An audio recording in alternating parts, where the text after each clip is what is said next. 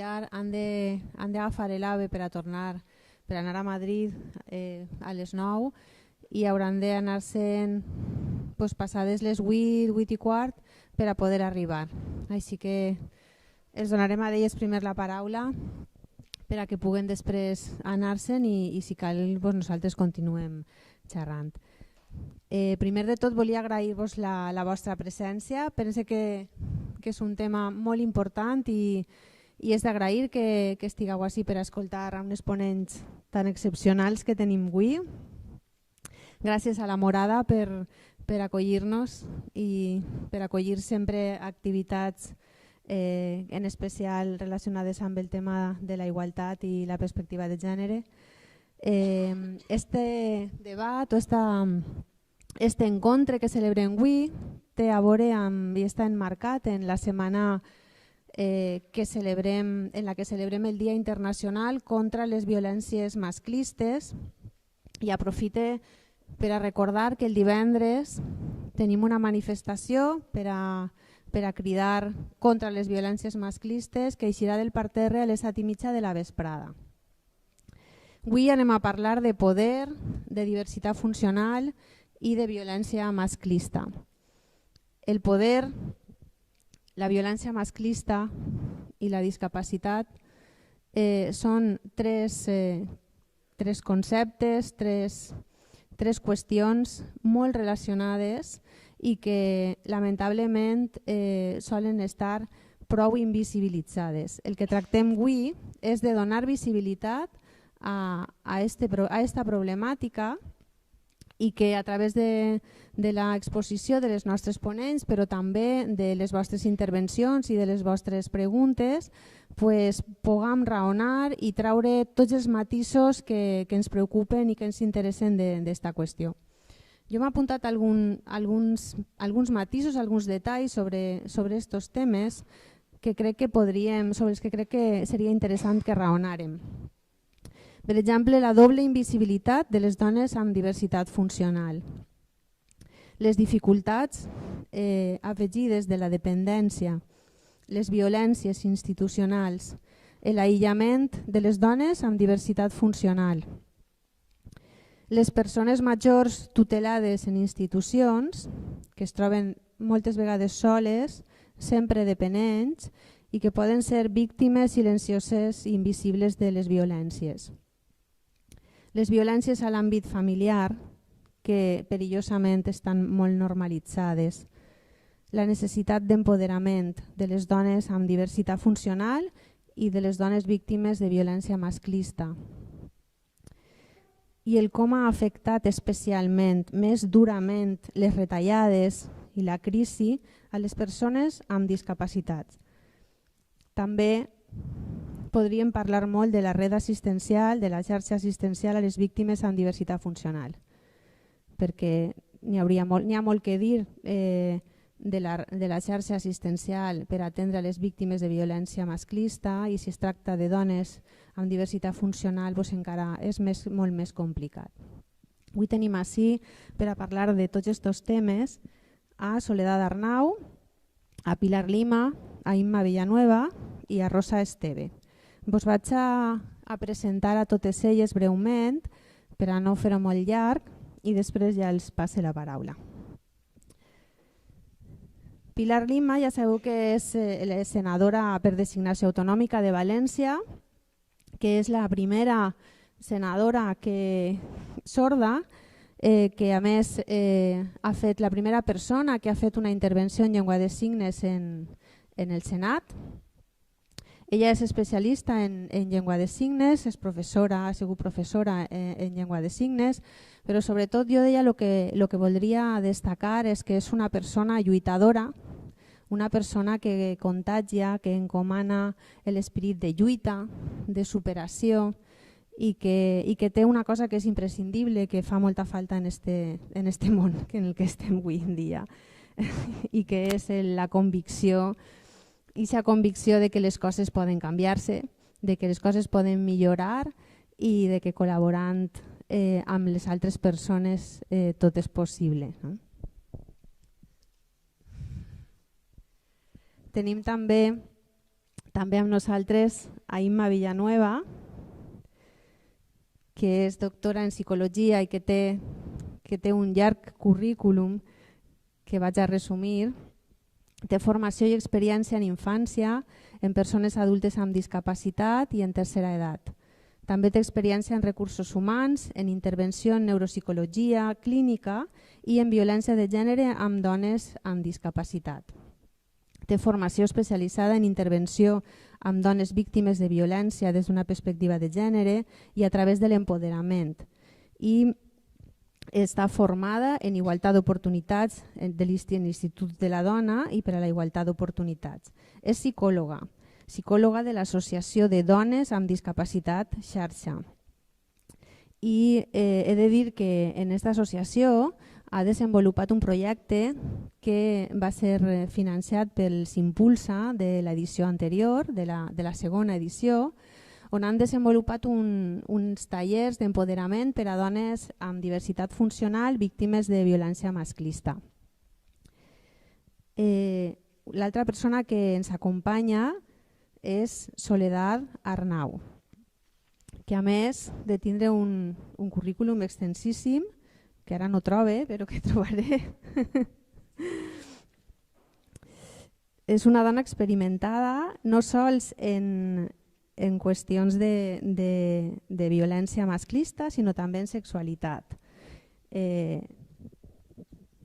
Ella es defineix com a feminista, com una filòsofa per a la pau, bioeticista i sexòloga, i també escriptora, perquè ha escrit relats eròtics. Jo diria que és una dona polifacètica, formada molt amplament a més en temes que d'alguna manera tenen vinculació i que li donen una formació molt completa, i vos parle de formació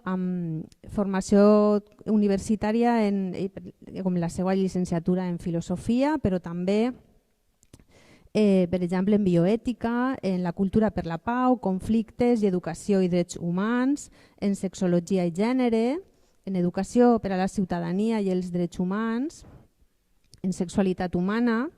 També és directora de la Universitat Oberta Iberoamericana Manuel Lobato, és becària investigadora del Departament de Filosofia i Filosofia Moral i Política, coordina el grup sobre bioètica de i des de la diversitat funcional, és cofundadora i coordinadora de l'Oficina de Vida Independiente, també forma part del Foro de Vida Independiente i Llibertat i del Comitè d'Ètica Assistencial de l'Hospital Nacional de Paraplèxics.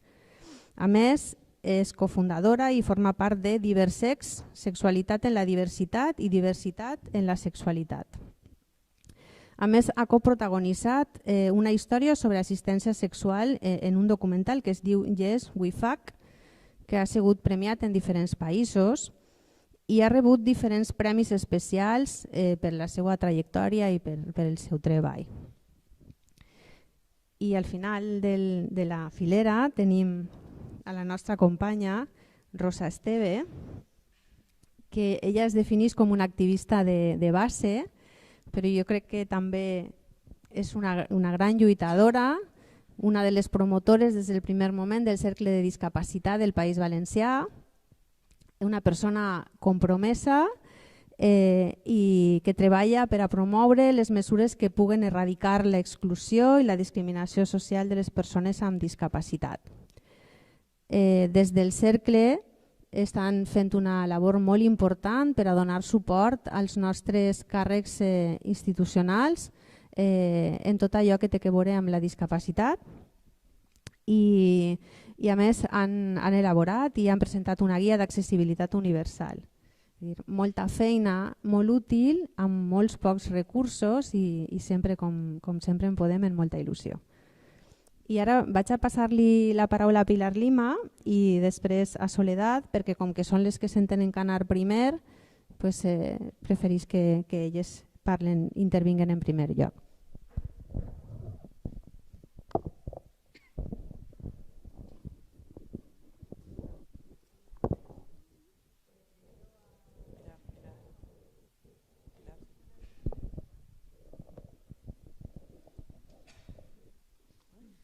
Me siento aquí pie a acomodarte demasiado. Bueno, voy a intentar ser breve. No quiero enrollarme demasiado. Yo voy a intentar trasladar la experiencia que tenemos en el Senado, ¿vale? Y voy a contar 2 situaciones que he vivido en el Senado, ¿vale? Para que os ayude a entender la dinámica del Senado y cómo funciona y las repercusiones que tiene a nivel anímico, aunque sigo diciendo que lo podemos cambiar. La legislatura pasada, la breve, la legislatura conocida como la breve, el Partido Socialista presentó una moción que, pues eso, solicitando un pacto contra la violencia de género. Voy a resumir, ¿vale?, las 2 situaciones. En el Senado ya sabemos que hay mayoría absoluta del Partido Popular desde hace 20 años, ¿vale? Está secuestrada esa institución por el Partido Popular. Por consecuente, bueno, y como ya os imaginaréis, votaron en contra de ese pacto. Vale, ahí quedó la cosa. En esta legislatura, que llevamos un mes, 3 semanas de legislatura, el Partido Popular se le ocurrió presentar también una moción maravillosa que, si se aprobaba, pues eso, el Gobierno estaría obligado a aplicar. Una moción en la que se solicitaba de nuevo un pacto contra la violencia contra la mujer, con unas medidas maravillosas y estupendas. Que, bueno, Podemos, pues presentamos una serie de enmiendas para poder mejorar el texto y, para nuestra sorpresa, las aceptaron todas, bueno, casi todas. Cuando empezamos a hablar de presupuestos, el Partido Popular nos dijo que no. Entonces, pues bueno, ya os imagináis, se iba a aprobar con su mayoría absoluta en el Senado. Pero si no aportaban una partida presupuestaria, eso no se podía llevar a nivel práctico, no se podía hacer realidad. Por lo tanto, entonces voy a hablar brevemente de cifras. En el 2011, desde el 2011 hasta la actualidad, los presupuestos destinados a violencia machista sufrieron un recorte de 40 millones de euros. Un 22% menos en partidas presupuestarias destinadas a tal efecto. Eso, pues desde que gobierna el Partido Popular. Ante la lacra urgentísima que supone para la sociedad la violencia de género, que es una demanda de la sociedad civil organizada, bueno, pese a todo, sufrieron estos recortes. Y además, la partida presupuestaria destinada a igualdad de oportunidades entre hombres y mujeres sufrió unos recortes de 95 millones de euros desde el 2011 hasta ahora, que supone un 45% menos en esa partida presupuestaria. Claro, entonces supone una contradicción. El Partido Popular presenta una moción solicitando un pacto de gobierno, pero no asegura ni garantiza que vaya a tener la consiguiente dotación presupuestaria. Por lo tanto, esa moción no se traduciría en nada. Eso por un lado. Quería, pues, hablar un poquito de lo que estamos haciendo en el Senado. También, hablando de cifras oficiales del Ministerio de Sanidad, Igualdad y Servicios Sociales, esas cifras son oficiales. Y ahora voy a ir con otras cifras. Sabéis que hay muchísimos tipos de violencia y el porcentaje mujer con discapacidad tiene una prevalencia mayor que las que sufren las mujeres sin discapacidad. Entonces he elegido 2 de esas cifras, ¿vale? Las mujeres que tienen parejas actuales y que sufren violencia física dicen que sufren un 4,5%, ¿vale? Estamos hablando de las que las sufren de su pareja actual, versus el 1,7% que sufre las mujeres sin discapacidad. Por lo tanto, hay una prevalencia mayor en mujeres con discapacidad. Segundo lugar, con situaciones de violencia, no con la pareja actual, sino con las parejas. Hablando de violencia física también, pues hay una prevalencia mayor en las mujeres con discapacidad, de un 16,8%. Las mujeres sin discapacidad, un 10,4%. Por lo tanto, se ve clara esa prevalencia en mujeres con discapacidad. Significa que las mujeres con diversidad funcional que están en situación de vulnerabilidad están más expuestas a la violencia machista, por ende. Los motivos son diversos. ¿Por qué sufrimos una prevalencia mayor de este tipo de violencias? Podemos hablar de la falta de empoderamiento, la educación, el sistema educativo y la falta de acceso a un sistema educativo inclusivo, la dependencia económica. Claro, si al sufrir esa dependencia económica, por lo tanto, estamos subyugadas, ¿no?, al maltratador. Y también los tipos de violencia, la diversidad intelectual, la discapacidad intelectual, también está dentro del colectivo de diversidad mucho más expuesto a este tipo de violencias. Por ejemplo, ayer en la televisión se hizo una campaña en la que se decían unas cifras que no están contrastadas, que hablaban de que el 75% de personas con discapacidad están en situación de desempleo. Eso en la campaña de televisión. No sé si la habéis visto, sí o no. Bueno, faltaría contrastarla por mi parte, pero bueno, se dijo eso en esa campaña.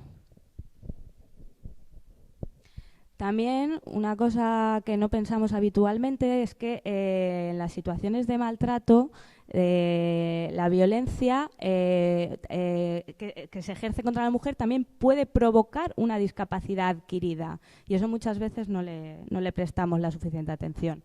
También me gustaría poner un ejemplo práctico para visualizar esta cuestión. En ocasiones se nos olvida la perspectiva de la diversidad de la discapacidad en las legislaciones actuales.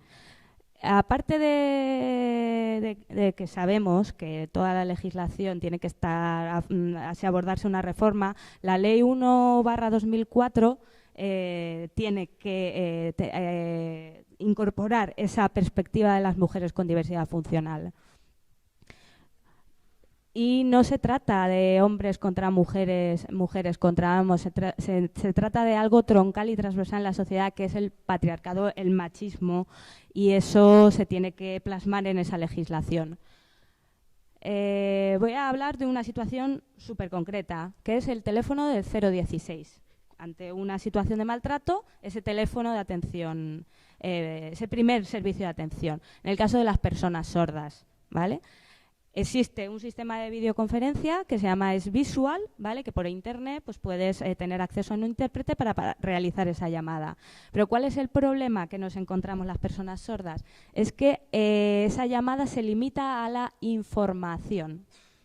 Normalmente las mujeres oyentes, cuando llaman al 016, encuentran un asesoramiento directo jurídico, una atención psicológica, un seguimiento mayor. Las personas sordas solo tenemos derecho al acceso a la información básica y te derivan de forma presencial a la oficina de atención. Por lo tanto, es un trato desigual a la hora de atender una situación tan urgente y tan dramática como es la violencia machista. Esos detalles, esas cuestiones tan concretas es lo que tenemos que abordar y mejorar, y se puede hacer. Voy a ir terminando ya porque prefiero que esto se convierta en algo más participativo y recoger todas esas preguntas y demanda. Muchas gracias.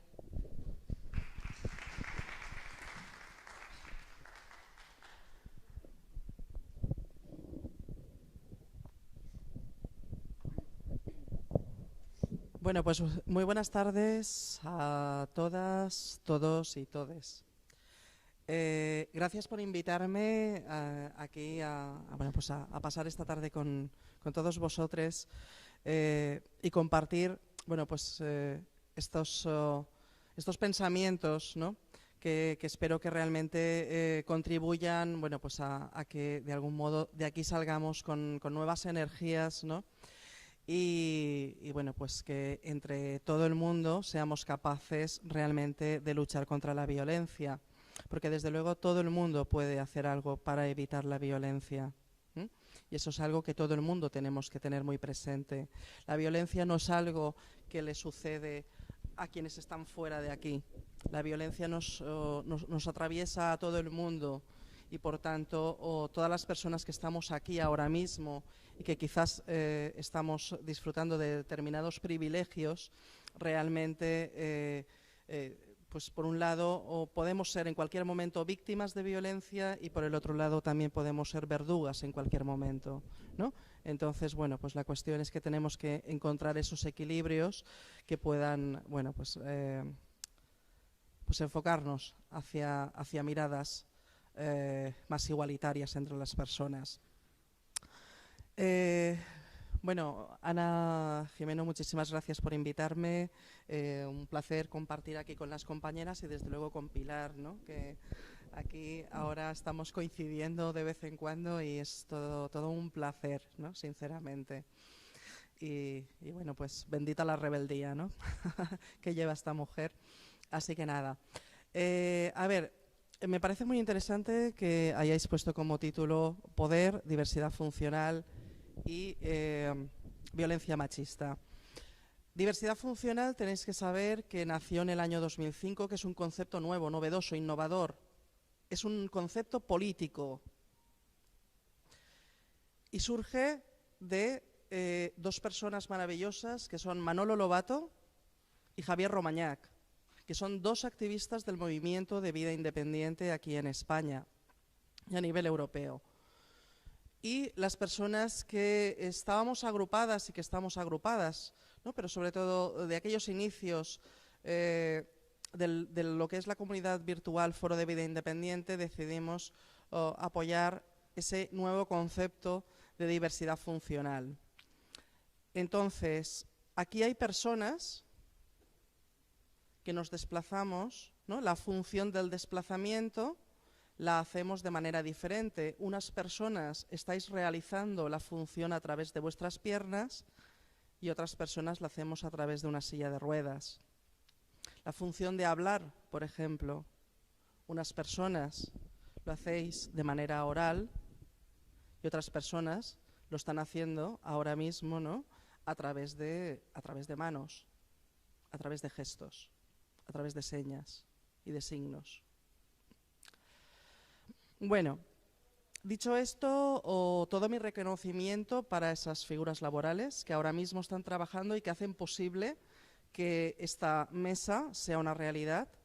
Así que, bueno, pues todo mi reconocimiento a las personas intérpretes de lengua de signos y a las personas asistentes personales, ¿no? Que en este caso, bueno, pues por ejemplo, la persona que me está acompañando a mí y que está aquí medio escondidita y que si no fuera por ella, bueno, pues posiblemente ahora mismo no estaría aquí, ¿no? Pero bueno, nos pasa una cosa y es que la cultura general en la que estamos viviendo es una cultura patriarcal, es una cultura machista, es una cultura que devalúa a las mujeres y por tanto eso que de algún modo sucede en la población en general también se agudiza cuando tiene que ver en el campo de las personas con diversidad funcional. Lamentablemente no somos ninguna excepción en ese sentido. Por tanto, las mujeres con diversidad funcional sufrimos más violencia, supuestamente, que los varones, porque esa violencia tiene raíces patriarcales y tiene raíces machistas. Pero eso no significa que los varones no sufráis violencia de género, porque también sufrís violencia de género. Por rebote, desde luego, sufrís violencia. Porque desde luego, quizás aunque os podáis encontrar en situaciones de poder, en situaciones de privilegio, porque realmente pudierais estar en ese paradigma de superioridad, realmente no tiene mucho sentido de ser, no tiene mucha razón, no tiene mucha lógica, ¿no? Que realmente, bueno, pues unos solamente puedan ser cuando machacan a los otros o a las otras, ¿no? No tiene mucho sentido, ¿no? Ese tipo de varonilidad o ese tipo de masculinidad, desde luego, es lo más absurdo que puede existir, ¿no? Y sin embargo, bueno, pues hay seres humanos que de algún modo intentan aproximarse a ese tipo de patrones machistas, desigualitarios y, desde luego, desequilibrados y descentrados. Y yo diría que eso sí que podría ser una nueva discapacidad social. Yo creo que el machismo es una discapacidad social, ¿no? Y creo que deberíamos interpretarlo como tal. También os quería comentar al respecto que yo soy una de las personas que desde hace años, desde hace más de 15 años, está trabajando con temas feministas o de feminismo y diversidad funcional, y en ese sentido me he encontrado siempre con esa dicotomía también bastante absurda, porque el ser humano es muy simple y desde luego simplifica demasiado la realidad, y entonces resulta que en ese sentido, a ver, yo, por ejemplo, por el hecho de ser mujer, yo acudo al feminismo, y entonces el feminismo en aquellos años, pero bueno, también tendríamos que analizar qué está pasando ahora mismo, pero bueno, en aquellos años atrás, el feminismo dijo: no queremos saber nada de los discapacitados ni de las discapacitadas, porque no nos interesa, porque realmente la discapacidad no tiene nada que ver con el feminismo. Y después nos acercamos y nos aproximamos al mundo de la discapacidad, y entonces el mundo de la discapacidad decía: pero bueno, ¿qué estáis contando? ¿Qué tiene que ver el género con la discapacidad? Si no tiene nada que ver, no tiene nada que decir el género sobre la discapacidad, ¿no? Bueno, la cuestión es que todo eso, a lo largo del tiempo, se está medianamente transformando, pero le queda mucho camino por recorrer todavía, porque realmente seguimos en desigualdades. Y realmente la inmensa mayoría de personas con diversidad funcional todavía no saben si son mujeres, hombres o qué son. No lo saben. Porque el mundo les sobreprotege en exceso, y porque realmente vivimos todavía desde una cultura de sumisión y una cultura enormemente asistencialista.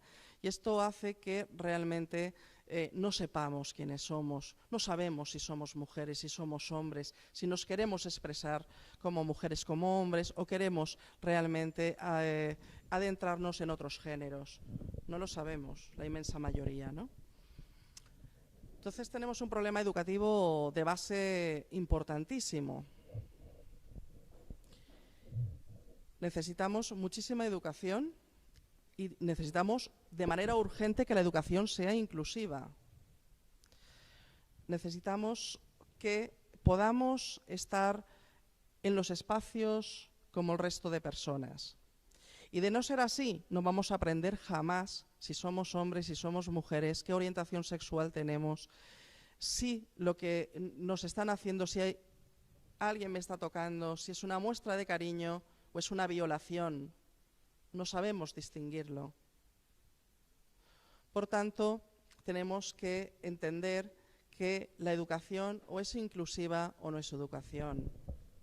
Y tenemos que entender que las personas, todas las personas, merecemos el mismo respeto en términos de igualdad. Todas las personas, independientemente de la diversidad funcional que sea, tenemos derecho a que nuestra dignidad no sea violentada ni violada en ningún momento. Por tanto, yo sí que os animaría de manera conjunta a que trabajemos para que estas cosas realmente vayan a buen puerto, y para que reivindiquemos desde nuestras casas, desde las calles, desde los espacios públicos y políticos, una educación inclusiva. Este es el principio de los principios. Si a las personas con diversidad funcional las seguimos segregando, jamás vamos a poder acabar con la violencia, con cualquier tipo de violencia. Jamás podremos acabar con ello. Por tanto, apostemos por una educación plena y una educación inclusiva.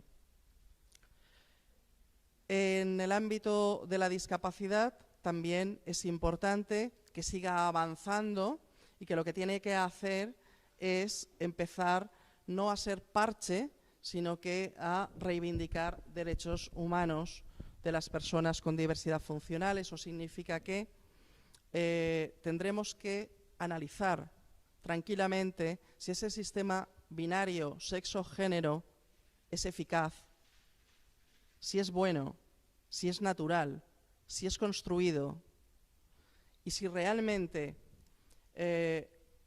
sirve para empoderar o sirve para oprimir a las personas. Así que, por tercera propuesta, y ya un poco lo dejo también para que las compañeras sigan hablando, la tercera propuesta es que, por favor, dejemos de institucionalizar a las personas. Ayudémosles a las personas a que seamos todas y todos y todes ciudadanía de primera. Necesitamos asistencia personal, necesitamos intérpretes de lengua de signos, necesitamos apoyos humanos para tener vidas dignas. Y esto no es un deseo, esto no es una petición, esto es una exigencia y esto es un reconocimiento a cualquier persona cuando tenga necesidad de apoyo, a que realmente tengamos ese reconocimiento, valga la redundancia, reconocido. Así que, bueno, pues yo creo que no tenemos excusa con el tema de si los recursos sociales son limitados o no. No creo que haya ninguna excusa en ese sentido, porque verdaderamente, aunque, bueno, pues efectivamente, como decía Pilar, existen o pueden existir barreras económicas importantes, pero sí que es cierto una cosa, y es que el dinero sigue moviéndose. Ahora mismo se sigue moviendo dinero en plena crisis. Por tanto, simplemente hay que coger ese dinero y hay que resituarlo. Hay que redistribuir el dinero. Y eso, bueno, pues desde determinados espacios de filosofía también lo hemos aprendido. Así que a ser inteligentes entre todas y todos. Gracias.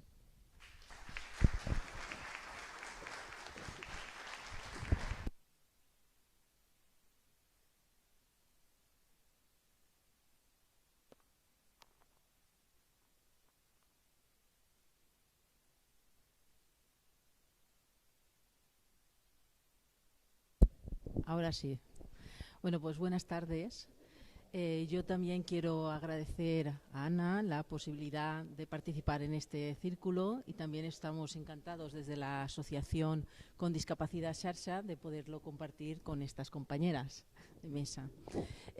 Yo también voy a intentar ser breve, al igual que mis compañeras, y lo que voy a intentar contar un poco es la realidad que diariamente nos encontramos desde un punto de vista pragmático en la atención diaria a las mujeres con discapacidad aquí en Valencia.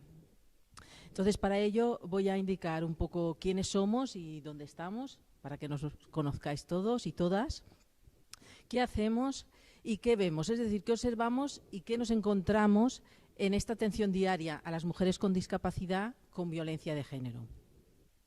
Y finalmente, qué actuaciones desde esa realidad que observamos creemos que son necesarias para alcanzar la plena normalización y para una atención específica a las necesidades específicas que observamos en las mujeres con discapacidad, atendiendo también a esa diversidad que antes han hablado mis compañeras. Bueno, pues ¿quiénes somos y dónde estamos? Os comento que la Asociación de Mujeres con Discapacidad Xarxa es una organización con carácter autonómico y estatal. Está constituida en el año 2005 para dar respuesta a las necesidades específicas de las mujeres con discapacidad.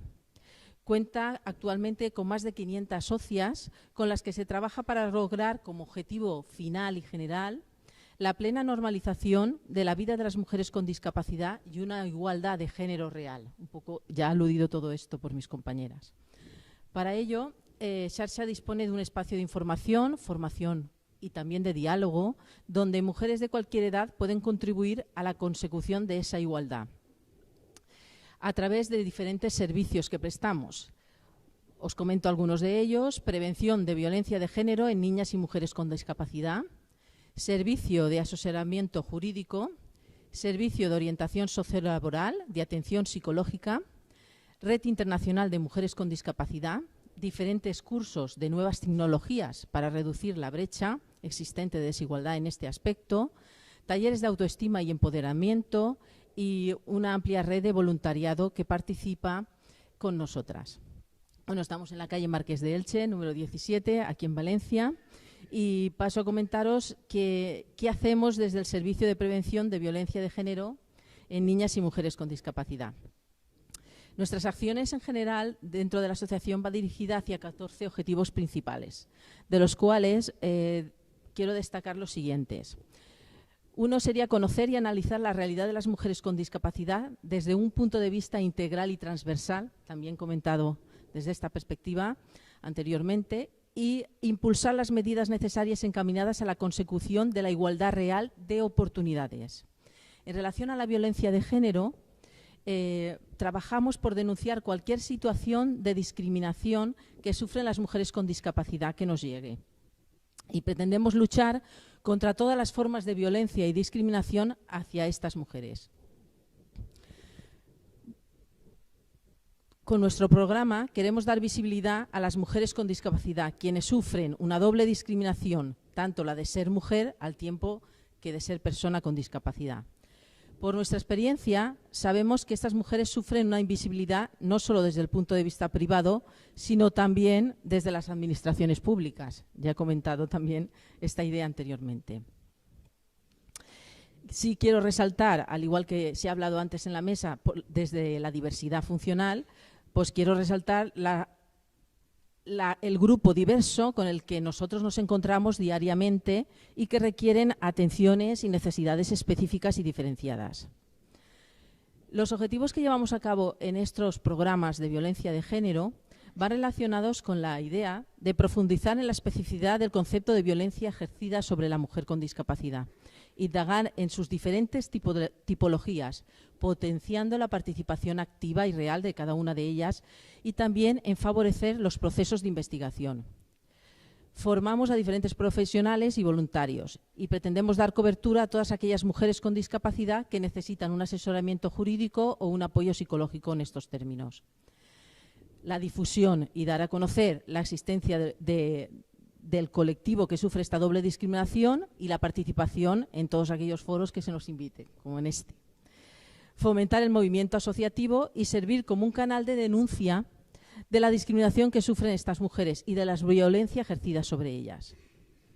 Comentado un poco este tema, paso al siguiente punto de qué es lo que vemos un poco diariamente y qué observamos, qué nos encontramos.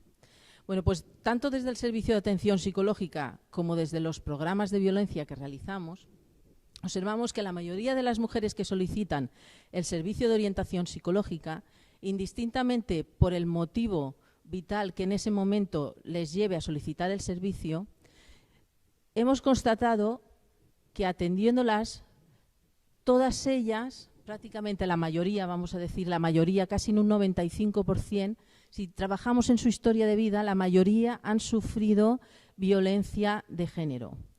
Esta es una realidad con la que nos estamos encontrando diariamente, no solo en el servicio de psicología y de violencia y los programas que llevamos a cabo de violencia de género, sino que la mayoría de las socias, en el momento que se inscriben como socias y explican su situación a mis compañeras, muchas, vuelvo a repetir, la mayoría, han tenido en alguna ocasión en su historia de vida una situación de maltrato, bien con su pareja, con sus exparejas, con su familia, con algunos familiares, fundamentalmente a nivel de maltrato psicológico y en menores casos, pero también los hay, de maltrato físico. Otra cuestión que constatamos es que se pierden, por decirlo de alguna manera, si me permitís la expresión, se pierden entre las indicaciones facilitadas por las diferentes instituciones, organismos o abogados que lleven sus juicios y sus asuntos jurídicos al respecto de las denuncias que efectúan o de las decisiones de divorcio. Podríamos decir que las repercusiones emocionales propias de la situación de cualquier mujer que sufre maltrato se ven agudizadas y acentuadas en el caso de la mujer con discapacidad. Les supone muchísimo más esfuerzo volver a iniciar un proyecto de vida, volver a rehacer sus vidas e incluso poder seguir, como he comentado, todas las indicaciones. Lo que nos encontramos es que en ocasiones las mujeres sí reciben información a través de nosotros y luego acuden a los diferentes organismos existentes que les prestan ayuda, como se ha comentado ya aquí, 016, diferentes organismos, pero después parece ser que tienen cierta carencia de un acompañamiento o tutelaje en todo lo que es el proceso que deben realizar para poder proseguir con las situaciones que han iniciado y reiniciar un nuevo plan de vida. Este tema es un tema que vemos diariamente, estos 3 temas que he comentado. Quiero resaltar, y en este momento, antes de pasar al último punto, nuestro agradecimiento por el proyecto Impulsa a través de Podemos, con el que hemos podido realizar uno de los programas de violencia de género para las mujeres con discapacidad, que iniciamos en el mes de marzo y finalizamos en el mes de septiembre, y posteriormente fue ampliado en su última fase por la Diputación de Valencia. Puedo comentaros que la participación fue muy elevada por todas las mujeres que asistieron al curso, y diferentes son las expresiones que ellas comentaban, como que se me han abierto los ojos al venir aquí, he visto y me he enterado de que lo que me pasaba, he puesto nombre o etiqueta a lo que me pasaba. Hemos tenido entrevistas individuales, aparte de los talleres, y vuelvo a constatar lo que he comentado anteriormente. Incluso hemos tenido casos de mujeres que tras ser violentadas y bueno, ya iniciar finalmente o estar intentando iniciar una nueva vida, finalmente tienen bastantes dificultades incluso con algunos de sus familiares y también tienen dificultades en seguir las indicaciones que he comentado anteriormente.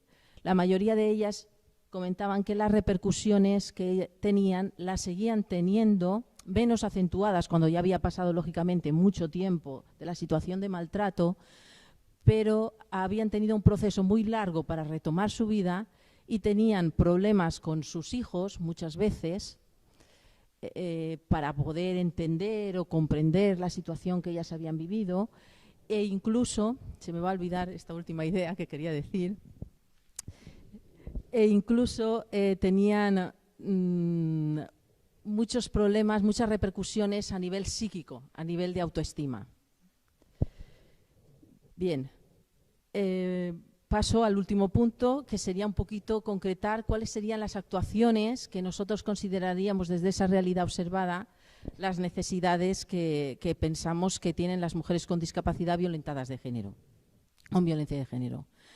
A ver, nosotros con vista a esta realidad hablaríamos de un servicio específico que pensamos que hay bastante escasez a este nivel, un servicio específico desde las instituciones con personal especializado para las mujeres con discapacidad, pero que les ofrezca un servicio integral y coordinado para poder tutelar todas las actuaciones correspondientes de forma planificada para ayudar en el momento de la denuncia, después de la denuncia y reinicio de una nueva vida. Pensamos que aquí en Valencia, en la comunidad, sería necesaria, porque no la hay, una vivienda tutelada para mujeres con discapacidad y para sus hijos o hijas con violencia de género que hayan sufrido. Se reclama también personal especializado a nivel jurídico que tutele la comunicación e información de los trámites jurídicos que dirijan los propios abogados.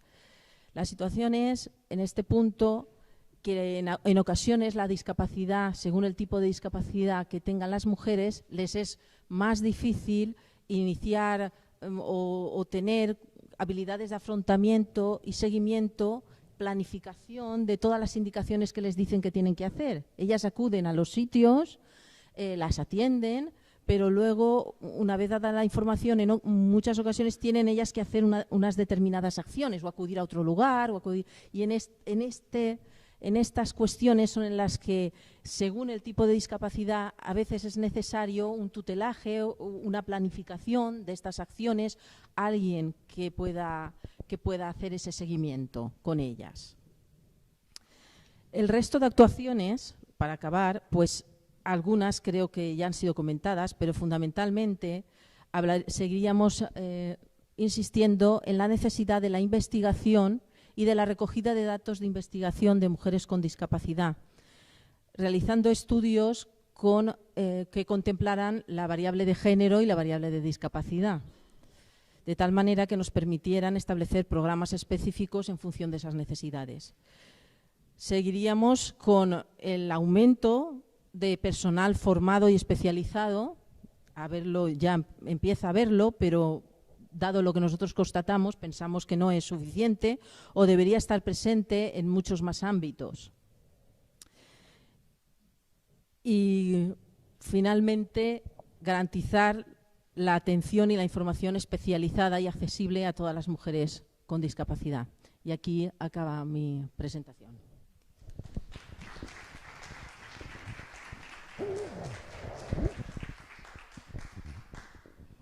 Hola, bona vesprada. Soc Rosa Esteve, soc del Cercle de Discapacitat del País Valencià i després d'estar en tan honorables dones que han parlat de tot, tinc un poc difícil ja aportar un poc més.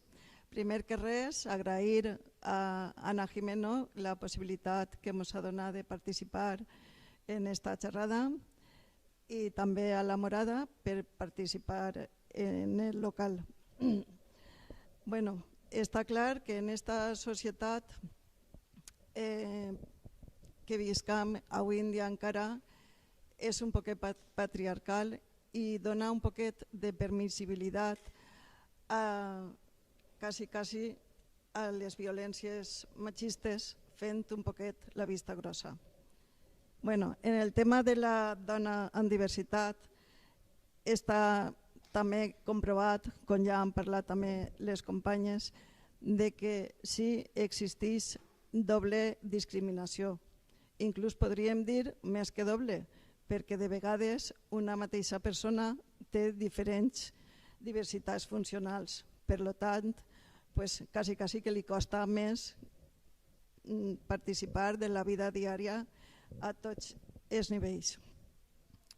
Les agressions poden ser físiques, poden ser sexuals, també poden ser verbals, que pot ser que parega que siguin menys importants, però les verbals n'hi ha vegades que empuixen a la persona fins i tot a estar moralment tan deprimida que podria ser inclús pensar en acabar-ho tot. Aquestes persones tenen molta dificultat en accedir als llocs. Primera i principal, perquè no poden accedir als llocs d'informació on podrien anar si tenen algun problema i expressar-ho. Primera, perquè hi ha persones que segons la diversitat que tinguen no poden expressar-se i no poden a viatges ni siquiera reconèixer que el que estan fent-li és una violència, per exemple, o per la forma que tenen, suposem que són unes persones amb diversitat psíquica, doncs no se poden explicar bé. I entonces, si ells no se poden explicar bé, o elles, millor dit, perquè estem en el tema de la dona, podria ser que en l'àmbit familiar o en l'àmbit on estiga no se donen compte. També tenen més complicat accedir a l'educació i inclús a la sanitat. Són diferents formes de violència. Per a nosaltres pensem que el no poder accedir als llocs públics, el no poder accedir a l'educació, a la sanitat, a l'oci, també és una forma de violència. és una forma de discriminació. Les dones tenen molt difícil accedir a l'educació, per exemple, quan són xicotetes o menudes, perquè les famílies de vegades sobreprotegeixen. I dins d'aquesta sobreprotecció també podríem encontrar-se el que és l'acosador, inclús el violador de la pròpia família. O sigui, podria ser inclús el pare, podria ser inclús algun familiar, un tio, alguna amistat, el que siga.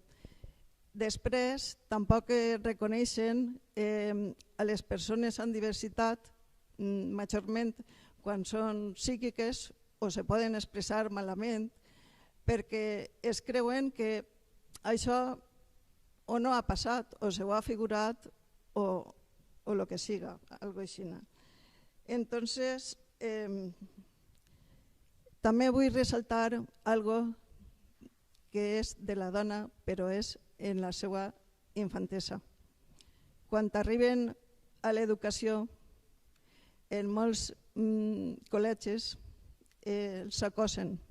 Els acosen verbalment, els acosen en pallisses, els acosen de qualsevol manera. Entonces, en els patis i comedors escolars són un punt conflictiu on aprovechen per acosar a les menors, sobretot a les menors amb discapacitat.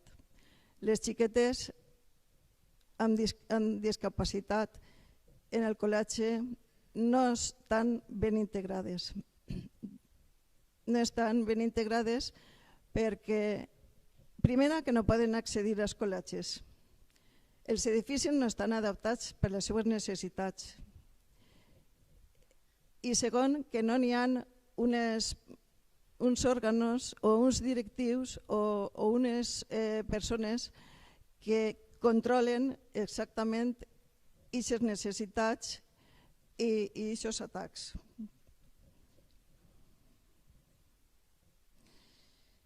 Nosaltres pensem que l'accessibilitat és un tema molt important. Vaig a posar un exemple en sanitat, per exemple, que una dona amb discapacitat té que donar a llum i resulta que els paritoris no estan preparats per això. És una forma de discriminació.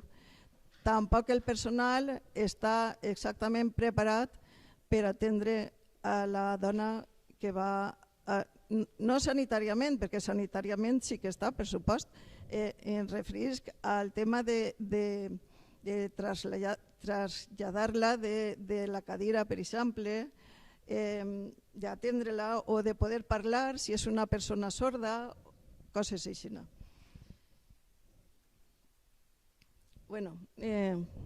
Com ja han parlat molt i són molt enteses les persones que han parlat, jo vaig a centrar-me un poquet també en dir-vos que el cercle de discapacitat intentem fer i ajudar en tot el que puguem sobre els temes d'accessibilitat, de violència machista, de qualsevol tipus de violència.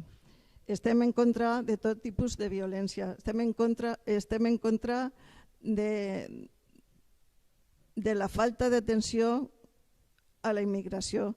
Estem en contra de la discriminació entre ètnies. Estem en contra de tot tipus de violència, especialment en dones i xiquetes, però també en homes xiquets i en qualsevol tipus de persona, qualsevol. Tots som iguals i tots tinguem el mateix dret. Totes i tots som iguals.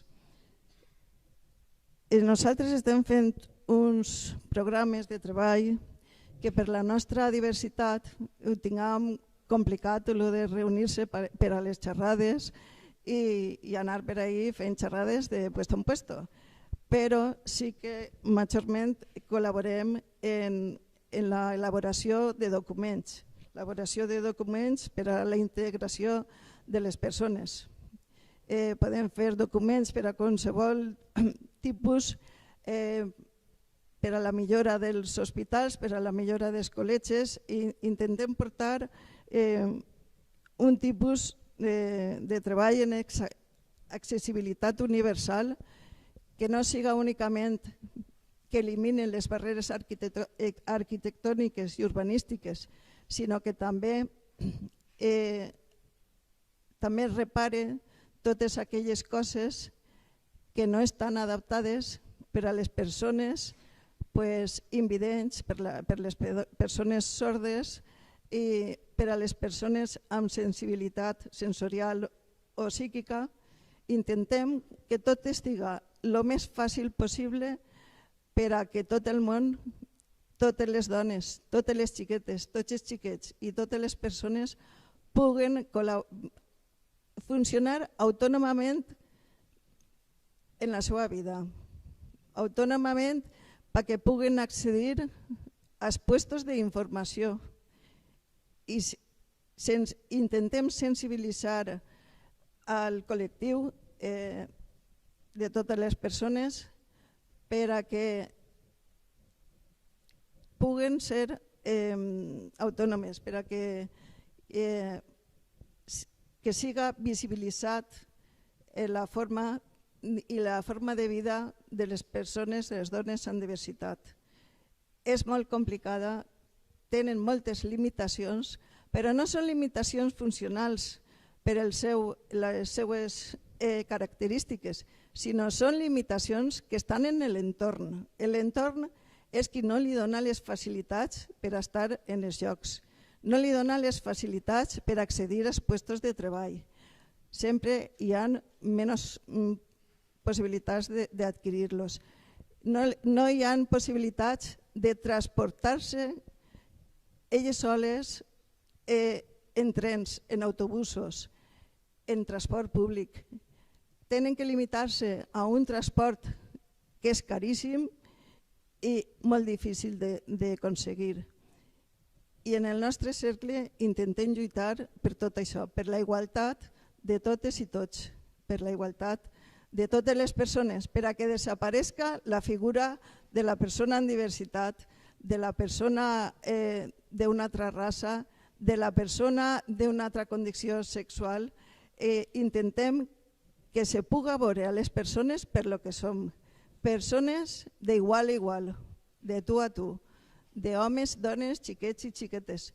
Totes les persones tinguem els mateixos drets i demanem a les institucions que puguen garantir, que facin els programes i que facin complir les lleis que ja estan instituïdes, però que pot ser alguna n'hi ha que reformar-la, però sobretot que garantisquen el compliment de dites lleis, perquè si no se complixen difícilment anem a poder ser totes iguals. Moltes gràcies a tots i a totes.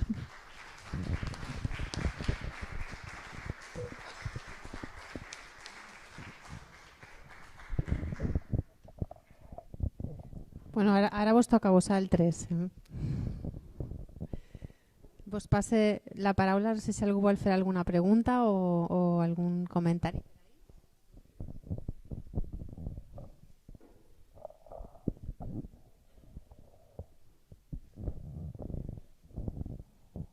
Es la primera asamblea que recibo yo y me sensibilizo con esa seriedad. Yo os pregunto, o pienso, ¿se podría iniciar quizá con una educación que no es la más adecuada, la que estamos llevando? Porque esta sociedad nos exige ser el mejor, es una competencia completamente. Y cuando uno no tiene las habilidades suficientes, pues está en disminución o no está en la forma adecuada. Entonces, esa discriminación que existe, aunque estemos todos normales, también estamos sometidos a una presión. Es la educación, es la violencia que vemos en la televisión, esa agresividad. No hay sentido de entender y de entendernos. Hay que entender y ser persona, primero, para tener una consideración y primero dar derecho, porque tiene derecho a todas esas cosas que estáis hablando. Y lo que pasa que esa ley que han dicho, que se ha presentado y lo han aprobado, luego al final es por el presupuesto. Cuando se podía quitar de otros presupuestos que no nos sirven para nada, como es la defensa, armamento y tal, lo principal es que se atienda a las personas, que es lo más importante. Los otros... Entonces yo pienso, si queréis, que si no, esto tiene que ser a través de una educación, desde la infancia y a nosotros ya adultos, pues a entender y comprender que eso es una exigencia de la sociedad y un sector que pide, que tiene derecho también a disfrutar de esos medios y ser diverso.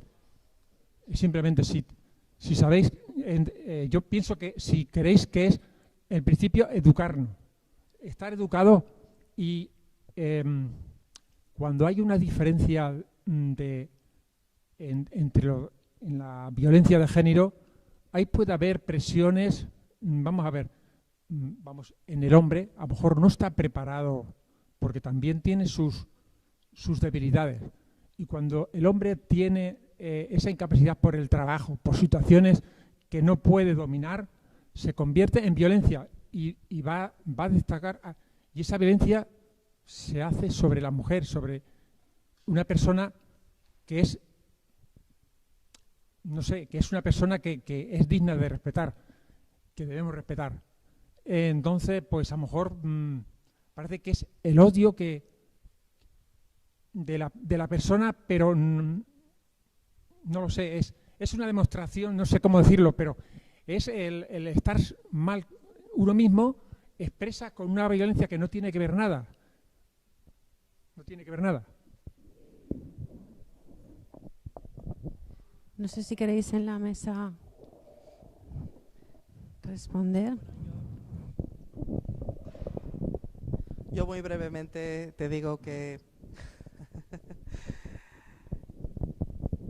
los hombres estáis muy discapacitados.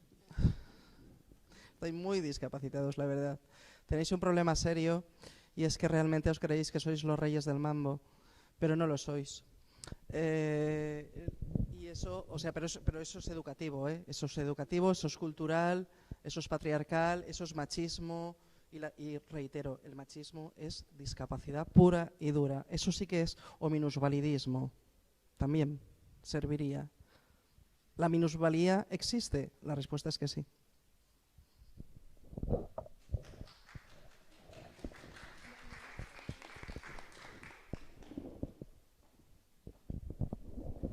Bueno, yo tengo una hija discapacitada y tuve una experiencia de hace 2 o 3 años. Iba a un centro de discapacidad y algunos padres, pocos por desgracia, y sobre todo el personal técnico, estuvimos trabajando porque los chicos y chicas que estaban allí, que estaban metiendo lápices en estuches, pues romper ese rol y que estuvieran por la inclusión social, laboral, dentro de la sociedad. ¿Y cómo se hacía eso? Pues educando a los chicos y chicas que estaban allí dentro de ese trabajo, ¿no?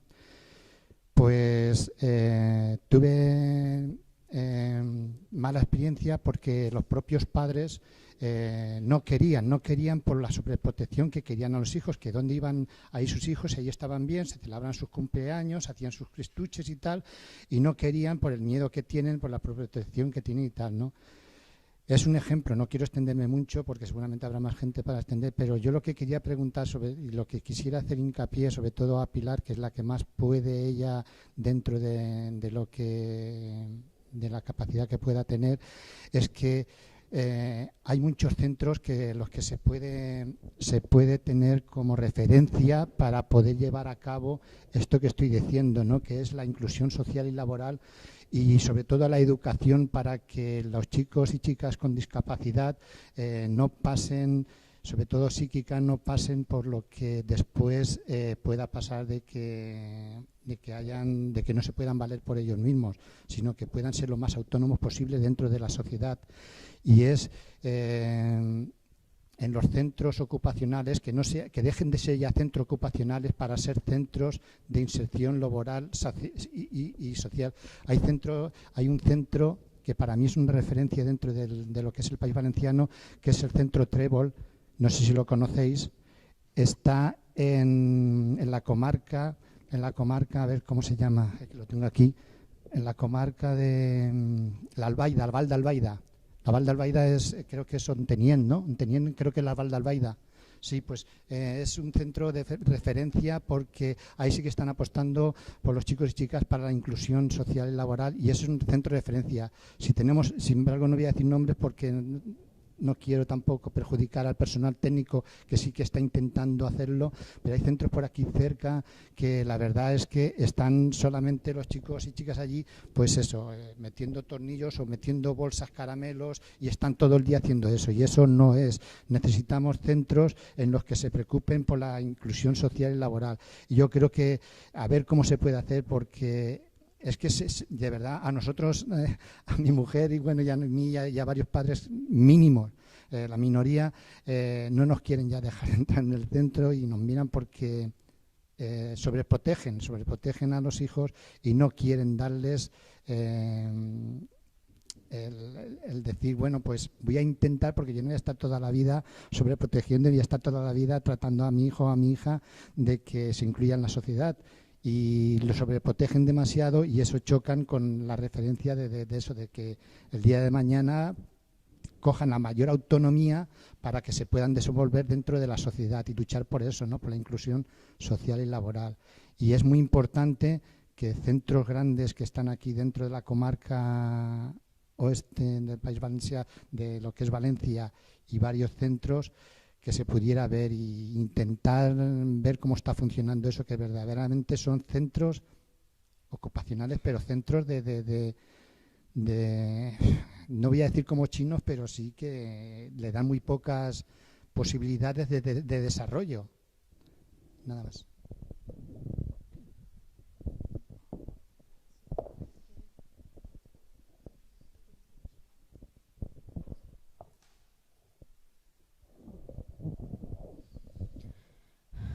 Sobre lo que me has explicado, yo lo he visto, lo conozco el funcionamiento.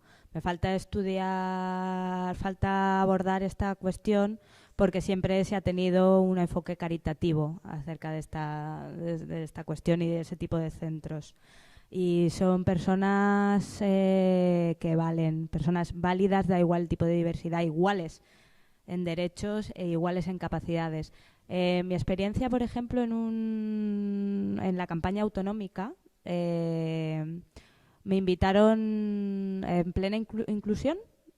Habían entre los asistentes un montón de personas con diversidad intelectual, síndrome de Down, etcétera, y me realizaron unas preguntas que lo recuerdo siempre, sobre empleo, sobre educación, muchísimas preguntas de forma autónoma que se las habían preparado ellos a su forma, pero me hicieron un montón de preguntas. No se me va a olvidar, y nos olvidamos muchísimo de esos profesionales y que es la sociedad la que es discapacitante, la que los normales, yo creo muchas veces que son los que tienen esa discapacidad porque no tienen esa capacidad de empatía y de entender la diversidad funcional. De todas maneras, yo tomo nota de esto que me cuentas, porque hay muchos que aquejan este problema, que son centros públicos, y pues puedo realizar preguntas, solicitar visitas y presionar, sí.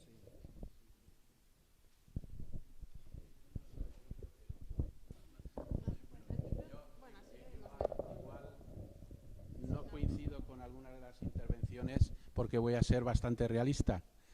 Coincido casi todo, por decir todo, con la compañera en lo que ha dicho, que podemos ser víctimas y muchas veces también podemos ser acosadores o violentos dentro de nuestro entorno.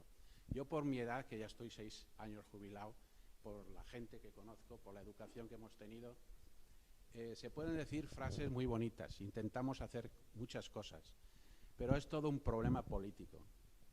Si las leyes no se cambian para que se prohíba dar un duro a los colegios segregados, si la educación no se eliminan las leyes de educación del Partido Popular y se hacen leyes para que en las escuelas los niños tengan una educación más femenina, más igualitaria, si no se hacen leyes para que los presupuestos generales del Estado vayan dedicados no a cosas más superfluas, sino a cosas más concretas, si no hacemos esas leyes, y solamente se pueden hacer leyes, no solamente con una oposición potente, sino llegando al poder. Llegando al poder, eso es la realidad. Se puede tener una oposición de 5 millones, la próxima ojalá seamos 7 millones, pero como no se tenga el boletín oficial del Estado en la mano, vamos a dar tumbos de un lado para otro. Yo estoy intentando asimilar lo de la educación al hombre. Yo creo que somos muy primitivos. Yo me considero algo machista por mi educación. Somos muy primitivos, tanto en el sexo, la violencia del sexo, como en muchos planteamientos cara a la mujer. Y eso que me he educado yo siempre con mujeres, mi madre, mi tía, sobrinas, mujer, hija, nieta, he estado siempre rodeado de mujeres. Y comprendo que la educación no es solo suficiente, porque ¿tiene algo que ver la educación con comportamientos psicópatas que son personas que no son enfermas, que han detenido casi 400 individuos por asimilar, por comprar, por disfrutar con pornografía infantil? ¿Eso qué educación se le puede dar? ¿Qué educación se puede dar a un hombre que asesina a una mujer porque la ha dejado por despecho? ¿Y qué planteamiento se puede dar cuando a lo mejor ese violador, ese asesino, le dan un permiso de fin de semana a los 2 o 3 años? O sea, yo creo que hay cosas que sí, la educación es básica, desde la infancia, pero es muy difícil la educación en personas, por ejemplo, de mi edad o eso, porque yo lo veo por compañeros de trabajo, comidas que hacemos, que se comporta una persona de una forma diferente cuando está con hombres y mujeres, pero cuando el hombre estamos solos, los comentarios hacia la mujer es qué buena está, esa que quiere, esa no que no quiere, y sea de la ideología que sea del planteamiento político que sea. Y la educación sí, básica, en un principio, y feminizar la educación, la política. Yo ahí sí que estoy de acuerdo con los planteamientos de...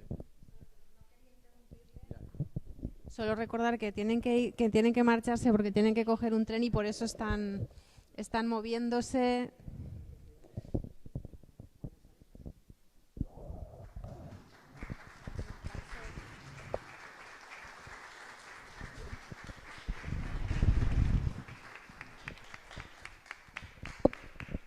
Pues nos despedimos de nuestras compañeras.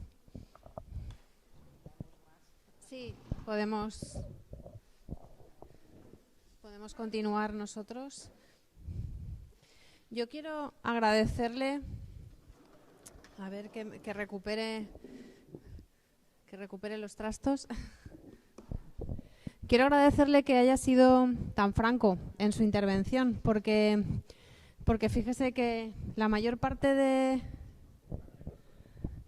Muy bien, pues quiero agradecerte tu franqueza, porque creo que la mayor parte de los hombres no son capaces de reconocer y muchísimo menos de verbalizar que vienen de una cultura machista y que también son en parte machistas, ¿no? Eso es difícil de encontrar y creo que es de agradecer que usted sea valiente y lo reconozca. También decirle que realmente la violencia machista es muy compleja y que se ha ido tejiendo desde hace siglos y se ha ido instalando en nuestra cultura de manera que está tan normalizada que verdaderamente muchísimas veces pasa inadvertida. Es invisible porque nos han enseñado a todos que las cosas que ocurren en el marco del machismo, de la cultura machista, son las normales, es nuestra cultura. Y por tanto, muchas veces, incluso cuando alguien está trabajando cuestiones de género, incluso trabajando sobre la violencia de género, incluso en esos casos en que uno es consciente y es activo, militante contra el machismo y contra el patriarcado, pues se le escapan situaciones, frases, actitudes que luego, si lo ves con una cierta perspectiva, te das cuenta de que son un patrón machista, patriarcal, pero por lo que usted decía también, porque todos hemos sido educados en una cultura machista, las mujeres también.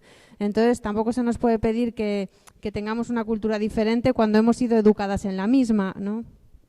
Y sí que es verdad que la educación es la base del cambio en este sentido, y creo que o se empieza a invertir en una educación que esté libre de restricciones por cuestiones de género, o no vamos a, bueno, no lo vamos a ver, pero seguramente de todas formas, aunque se invirtiera, pero bueno, que tardaremos muchísimo. No, esto no tiene solución si no se ataca por la educación, ¿no? Y también es verdad que la violencia machista tiene muchísimo que ver con la forma en que se construye la identidad masculina. Y desgraciadamente ya sabemos que nuestra tradición, por un lado, la identidad masculina se construye contra lo femenino, por oposición a lo femenino.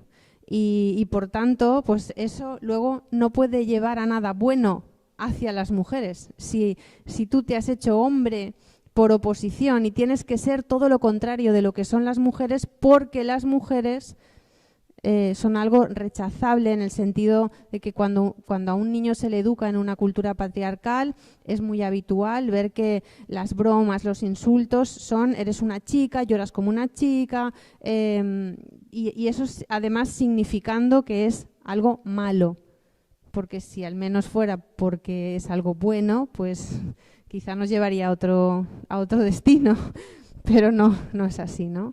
Entonces, bueno, también nos recordaba el otro día en un seminario, y os dejo que intervengáis también, Amelia Valcárcel, cómo al final esto tiene un origen muy atrás, ¿no?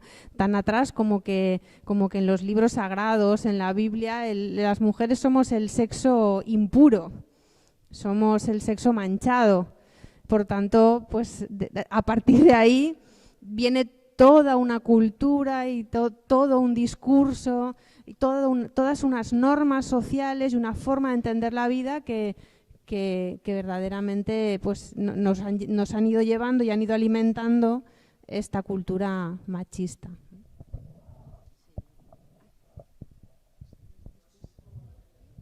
Sí? Bueno, pues dona la paraula pues, i després parle jo. Vale.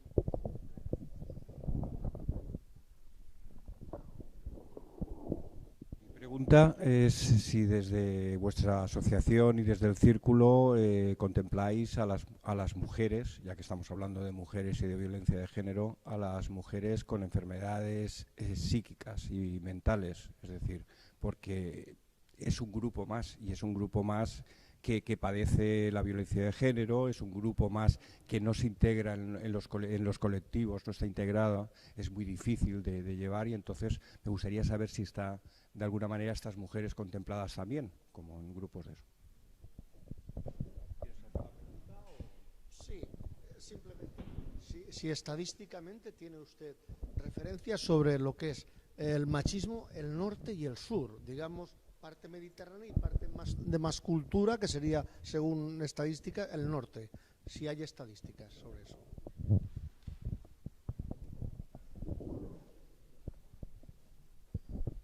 Gracias. A ver, en relación al primer señor, con respecto a si contemplábamos la discapacidad psíquica, efectivamente la asociación es una asociación para personas con discapacidad, para niñas y mujeres, niñas y mujeres con discapacidad de todo tipo. Sí que es cierto que hay socias con discapacidad física y las hay muchas con discapacidad psíquica. Claro que sí.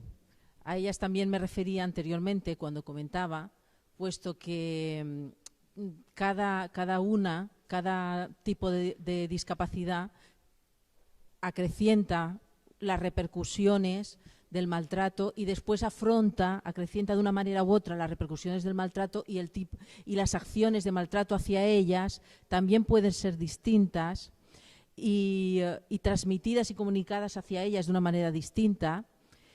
Además, también después el proceso posterior a la denuncia y al rehacer la vida que comentaba yo anteriormente también efectivamente es distinto, con necesidades distintas, y las mujeres con discapacidad psíquica pues todavía acrecientan más los problemas emocionales.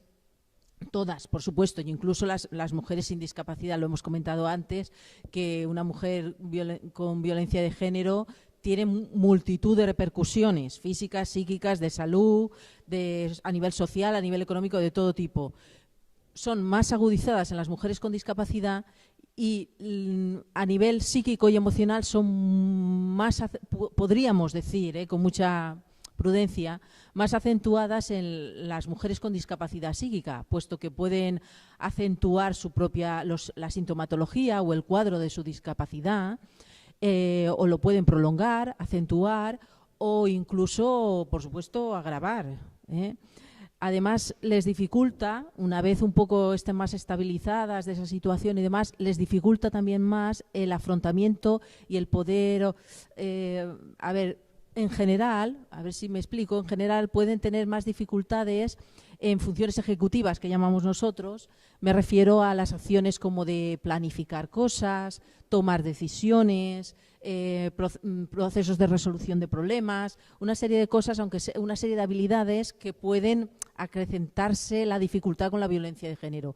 Y a su vez ese tipo de discapacidad con esas repercusiones acentuadas les dificulta el reiniciar un nuevo plan de vida. Por eso ese tutelaje.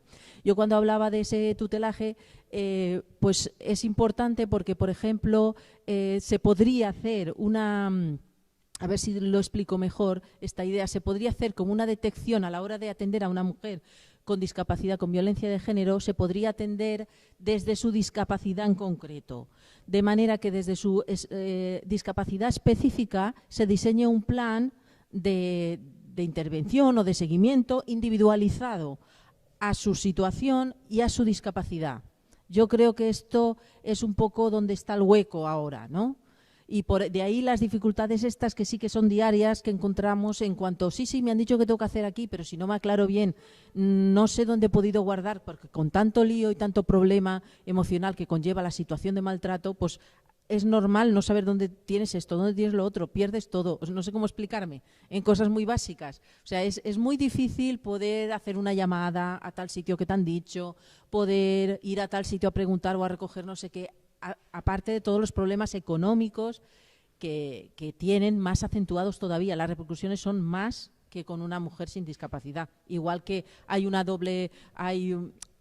mayor vulnerabilidad en general en la mujer con discapacidad, tanto para el empleo como para cualquier cosa, pues también lo hay cuando ha sufrido maltrato. Yo ya que estoy aprovecho para decir una cosa con respecto a las repercusiones. Y luego voy con el señor. Con respecto a las repercusiones, antes se me olvidaba una idea, que es que ellas, dentro de esta idea de que tienen las repercusiones más acentuadas que las mujeres sin discapacidad, pues sí que hemos encontrado casos dentro del último grupo, más de uno, el grupo era reducido, era un grupo de 12, el último grupo, pues más de uno en el que las mujeres han sido maltratadas y después de tiempo se han tenido que ver en la situación de tener que ayudar a su maltratador, bien económicamente o bien incluso ayudarle y cuidarle por problemas de salud. Esto le pasa porque después de mucho tiempo hay mujeres que es difícil de concretar y dicho así suena muy mal, ¿no? Pero ellas se ven en una situación de un acuerdo con sus hijos, de una situación muy, no sé cómo explicar, muy complicada, que les lleva a incluso con un acuerdo conjunto con los hijos a ser apoyadas y a intentar hacer esto, a intentar ayudar a lo mejor en una situación terminal al propio padre de sus hijos que fue su maltratador.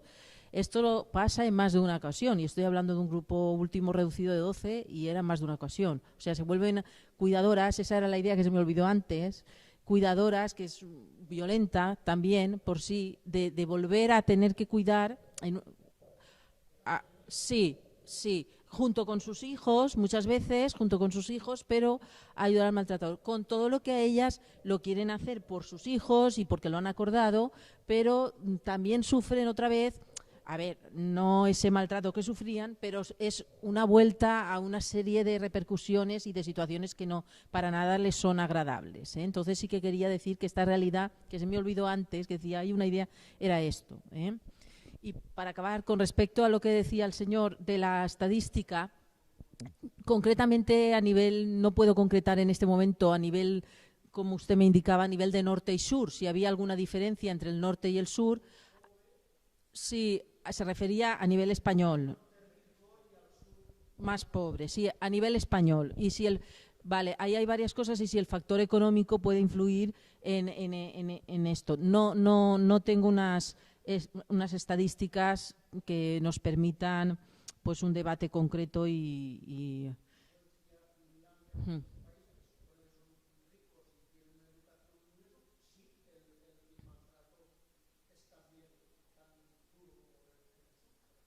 En el sur de Europa, quiere decir. Creí que decía en España. Creí que decía en España.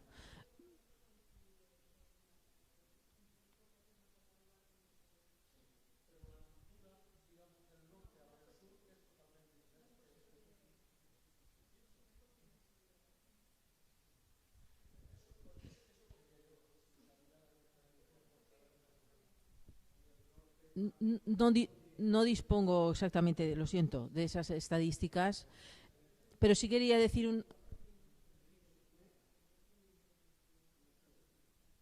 Sí, bueno, no, hay un estereotipo, ¿no?, que nosotros trabajamos también, que es el factor económico. Si el factor económico es por tener más dinero o pertenecer a un tipo de clase social, digámoslo así, o cultural, no vayas a ser una mujer maltratada. Esto es una cosa que es un estereotipo que enseñamos a las mujeres, o sea, informamos a las mujeres para que se quede interiorizado que ese es un estereotipo, que no creemos que estamos salvadas por pertenecer a un nivel sociocultural y a un nivel económico. No. La violencia se da con señores y son víctimas señoras con un nivel cultural alto y con un nivel económico alto. Este es un estereotipo y es conveniente que lo interioricen para que consigan tener más empoderamiento y más técnicas hacia ello. Yo, para acabar, era con relación a la educación que comentaba este señor y que también hablaba Soledad de la educación inclusiva, y luego Ana, que ha hablado al respecto de estas acciones invisibles que hay en la sociedad, de ese patriarcado y de ese poder. Pues nosotros observamos un gran entusiasmo en el punto que hablamos dentro del último programa sobre los micromachismos, que precisamente tratan un poco este tema, ¿no? El tema de cómo, a través de una serie de acciones invisibles y muy sutiles, verbales o visuales o conductas o de actitudes o comportamientos, llevan a perpetuar ese poder, esa estructura de poder social contra la mujer. Este fue uno de los temas que más les interesó a las señoras y que costó digamos que se detectara, porque es muy sutil. Y ahí está la historia que se hablaba antes, de que tanto las mujeres como los hombres hemos sido educadas, varones y mujeres, hemos sido educadas en esa educación. O sea, ellas mismas les costaba mucho verlo al inicio. Después la reflexión posterior fue, madre mía, pues si está en todos lados, estas cosas pasan en la publicidad y sale este anuncio todos los días y aquello todos los días. Y, o sea, era una cosa que era una realidad diaria que estaba y convive con nosotros y que no se daban cuenta. Ahí acabamos con que ellas pudieron detectar cuáles eran esas situaciones que estaban en la sociedad y que citaban muchos ejemplos que les ocurrían a ellas en su día a día, bien con sus exparejas o bien con sus exnovios, situaciones de micromachismo que en aquel momento no detectaban como cuáles, pero les permitieron empoderarse al respecto de aprender estas actitudes para poder detectarlas en otros y en ellas mismas, ¿eh? Entonces, simplemente era esto.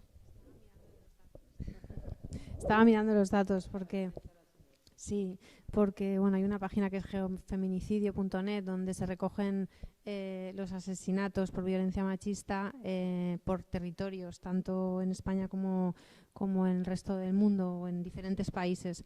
Y bueno, veía que verdaderamente este año, en 2016, donde más asesinatos se han producido es en Andalucía.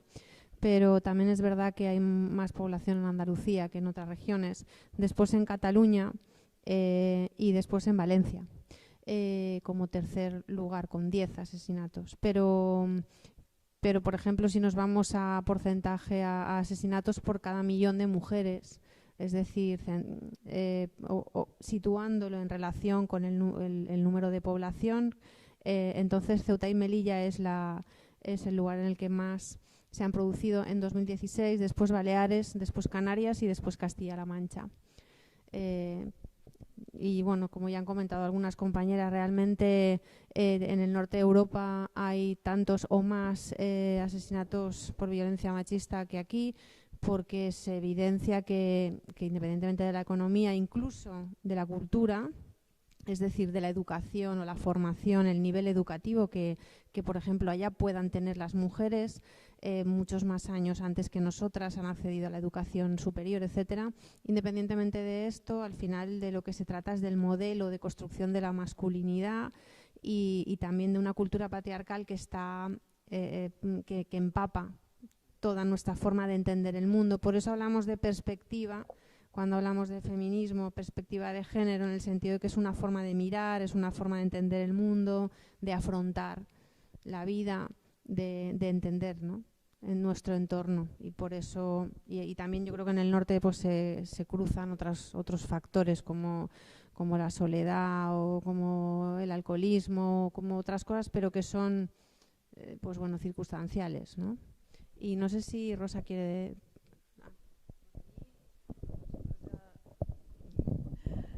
Ellas ya lo han explicado muy bien y tienen más conocimiento que yo. Entonces, pues bueno, yo solamente por mi parte agradecer que hayáis asistido y que es la primera vez que he hablado y quería explicarme mejor, pero bueno, igual no he sabido explicarme realmente bien. Pero os agradezco mucho vuestra asistencia. Y, por supuesto, os animo a que, aunque nos cueste reconocer todas las acciones machistas, que, por supuesto, también las mujeres a veces igual no nos damos cuenta y automáticamente también hacemos alguna, pues que poco a poco vayamos corrigiendo. Porque es que, desde luego, no sirve decir, nos han enseñado así y ya está. Bueno, sí, nos han enseñado así, hemos nacido en esta sociedad así, pero individualmente cada persona, cada mujer, cada hombre puede aportar su enseñanza, porque realmente a nuestros hijos, ¿quién les enseñamos? Pues nosotros, los padres, pues ya podemos ir enseñando, porque por supuesto esa es la mejor manera de ir cambiando la sociedad. Si no es individualmente, por muchas leyes que hayan y que las instituciones pongan multas, pongan cárceles y pongan de todo, bueno, pues habrá que poner también un poco de nuestra parte. Nada, muchas gracias.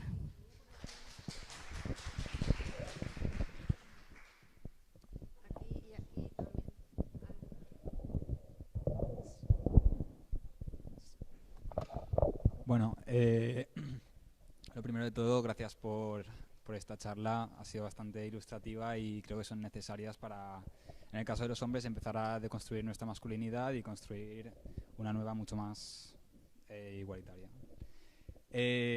Y bueno, respecto a la pregunta que quería hacer, es que yo estudio ciencia política y sociología y bueno, tengo una perspectiva más materialista y marxista. Y quería preguntaros a vosotras, mujeres feministas, que si, bueno, día a día me doy cuenta o creo percibir que la forma de producción de las sociedades occidentales, cada vez más competitiva y cada vez más elitista, genera desigualdades que les son buenas y les proporciona beneficios a aquellos que las promueven. Es decir, las mujeres cobran menos por el mismo trabajo que los hombres y esto no beneficia directamente al hombre que está trabajando con la mujer, sino a la persona que está por encima de ellos, que es el propietario de los medios de producción o de la fábrica o de lo que sea. También sucede lo mismo con la publicidad, que al fin y al cabo el que se beneficia de que una mujer salga con un detergente no es el hombre que está mirando la tele, sino es la persona directiva que ha generado ese anuncio y cobra beneficios por ello. Entonces, mi pregunta al respecto es si se puede lograr un avance significativo, con significativo me refiero a eliminar o disminuir mucho el machismo, sin cambiar realmente las formas de producción de las sociedades occidentales, es decir, sin romper realmente la base de producción de material de la sociedad, cambiar la parte superestructural y de hegemonía y de percepción de la población. Esa es mi pregunta.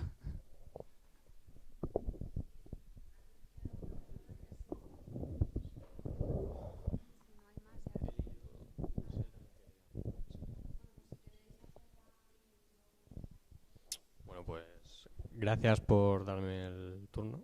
No sé cómo lo voy a hacer. A ver, yo quería comentar, era sobre todo comentar cosas y puntos, y me da un poco de rabia, pena, no sé cómo decirlo, que no estuvieran aquí las representantes estatales, por, digamos que algunas de las cosas que quiero decir igual les daban ideas o para que lo llevaran directamente a las instituciones. Pero de aquí, en el ámbito de la Comunidad Valenciana, igual aquí tenemos a dos representantes desde una asociación y un círculo, y era, por ejemplo, que facilitar la integración de personas para que personal para que las personas con discapacidad igual que son sordas o ciegas, por ejemplo, que pudieran ir, por ejemplo, ir al hospital y que se fueran atendidas en esto. Yo, por ejemplo, tengo un hermano sordo y bueno, mi padre también es discapacitado. Yo, por ejemplo, si a mi hermano le pasa algo y no hay nadie en casa, si tuviera que irse al hospital, no sé cómo está el tema, pero estoy seguro de que ni una sola persona del hospital igual estaría encargada para ello, y con que igual una persona que cobrara 100 euros más al mes podría dar toda una cobertura a un hospital para que personas así pudieran asistir, o igual que a la hora de entrar en las oposiciones, que igual tuvieran un par de puntos más, para que, digamos, que las personas preparadas que pudieran entrar más fácilmente. Yo tengo amigos en País Vasco y allí me comentan que es muy típico que en clase haya personas pues que da la casualidad que tienen pues algún tipo de discapacidad, ¿no? Y yo aquí en Valencia he estado en muchos colegios, he estado en muchas clases y solo he visto a un chico que iba en silla de ruedas, o sea, y allí, por ejemplo, están con sordos en clase, digamos que lo tienen mucho más integrado en clase, y al estar más integrado en clase, claro, es como que no se separa al discapacitado con la persona del día a día, y en cierto modo aprendes a no tener miedo, o no tener reticencias o lo que sea. Referente aquí en la Comunidad Valenciana, mi padre tuvo que dejar su trabajo y digamos que tuvo la vía de escape de la ONCE. Y esto ya lo sabía de antes, pero desde que mi padre está en la asociación, en la empresa, digamos que esto se me ha confirmado y me ha podido dar más datos, y era que la ONCE cada día está pasando más a ser una empresa de lo que era hace igual 3-4 años, que era, bueno, 3-4, más tiempo, que era más fundación, era más ayuda al discapacitado. Mi padre ha conseguido el puesto de trabajo fijo porque logra vender unas altas cuotas de cupones, digamos, porque mi padre es simpático y te da charla. Pero, o sea, tampoco la ONCE tampoco tiene por qué ser una pérdida de ingresos exponencial, pero digamos que, bueno, me retiro de lo...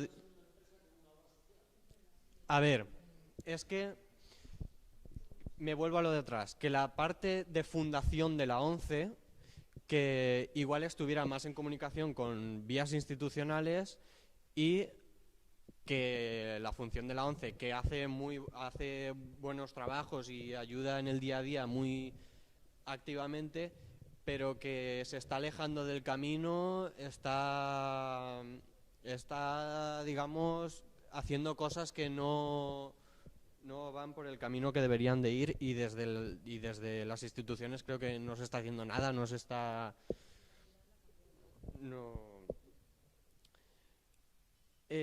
luego, referente al FESORD,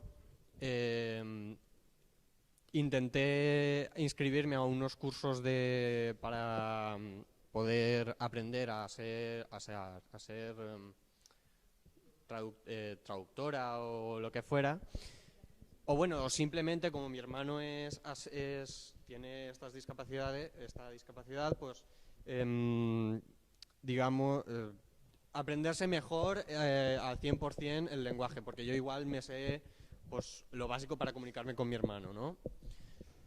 Y me di cuenta de que te daban cursos, los básicos eran gratis, los hacían una vez cada X tiempo, pero luego digamos, lo que pasaba de lo básico era de pago y no era poquito, tenías que dar que no era accesible, digamos.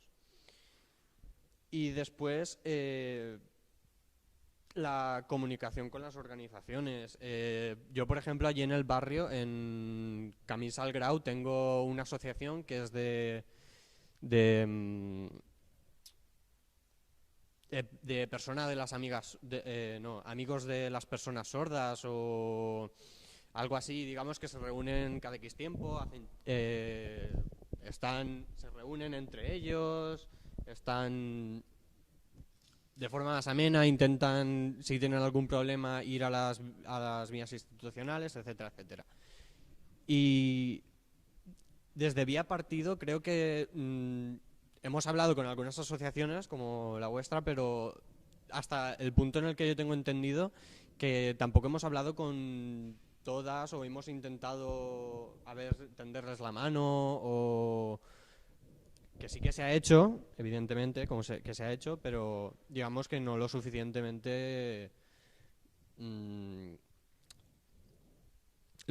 lo suficiente. Porque yo, por ejemplo, mi padre es discapacitado, por ejemplo, y es votante del PP. O sea, digamos que no, pero también en el día a día es que no veo que... Es que me parece prácticamente obligatorio, ¿no? Es que esto suena muy mal. Me parece indispensable que una persona con discapacidad sepa que el sitio en el que se la va a ayudar es en Izquierda Unida, Podemos, PSOE... no sé si me estoy explicando. Que digamos que en el programa de Podemos igual sí que se ponen bastantes cosas, pero digamos es igual a lo más genérico, igual a personas sordas y ciegos, pero luego al resto de discapacidades están un poco, digamos que el programa se podría completar un poco. Y bueno, ya está.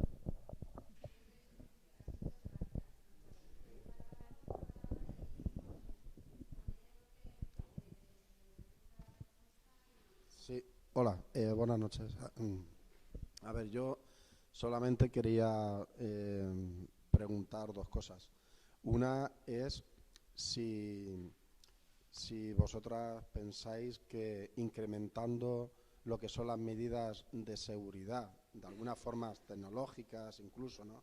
No sé, microchip implantados, yo que sé, cualquier cosa de estas, no se reduciría el índice de asesinatos y maltratos y todo esto, ¿no? Y bueno, eso por un lado.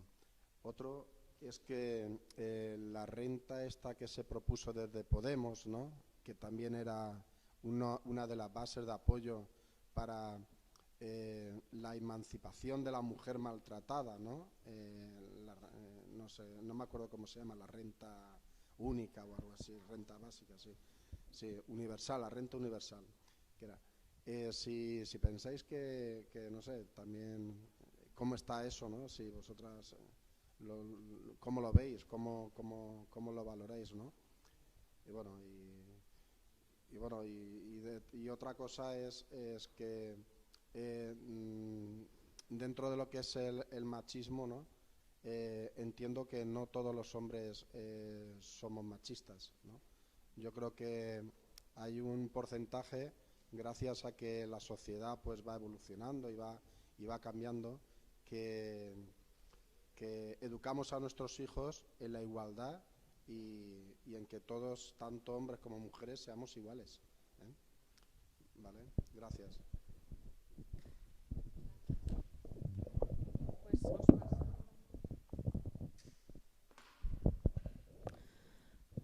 Bueno, yo con respecto a lo de las medidas de seguridad que comentaba, yo desde mi perspectiva, desde mi humilde opinión, lo que yo puedo decir es que para prevenir la situación o los problemas de asesinatos y esta violencia concreta que usted habla en cuanto a asesinatos y demás, desde luego hacen falta muchas medidas, muchas acciones. Entonces, no sé si estas medidas de seguridad con avances tecnológicos como usted propone, pues serían unas medidas más. No me corresponde a mí, digamos, decir si serían adecuadas o no. Lo que sí que puedo decir, tal vez desde los cuerpos de seguridad pudieran confirmar un poco más si sería adecuado o no. Yo lo que sí que puedo decir es que, bueno, todas las medidas que hayan, desde mi perspectiva, son buenas. O sea, quiero decir, no sería esta la palabra, cuantas más medidas haya, mejor. Y que sería una cuestión más interdisciplinar, o sea, más de interdisciplinar y de varias acciones. Entre ellas la educación, que es una de las medidas de prevención contra la violencia de género que hemos aludido aquí en varias ocasiones. Y desde esa perspectiva yo sí que puedo hablar tanto de la educación para los niños, como usted muy bien ha dicho, que no todos los papás o no todos los hombres son machistas y que intentan educar desde pequeños a sus hijos. Entonces, la educación es un arma importante en ese sentido. Y la educación para la mujer, para que pueda detectar y empoderarse frente a esas situaciones, también es. Y hay otras acciones de educación y de reeducación a los propios maltratadores que también es. También hay que realizar programas y se realizan en las instituciones penitenciarias también para ellos. Entonces, ya desde lo que he intentado decir es que varias son las acciones que hacen falta. ¿Esa podría ser una? Pues podría ser, pero yo ya hasta qué punto o hasta qué nivel es efectivo o se puede implantar en la sociedad o en los cuerpos de seguridad, pues esto no lo sé. Pero sí que estas otras acciones que digo yo, sí, incluso la de la propia reeducación y reinserción o educación, como queramos, a los propios maltratadores. Aunque hay casos que es muy complicado también. Hay problemas que en algunos casos hay que estudiar más allá según qué perfil de maltratador y según qué persona. Y a lo mejor no es solo ni suficiente, evidentemente, solo con una formación. O sea que también.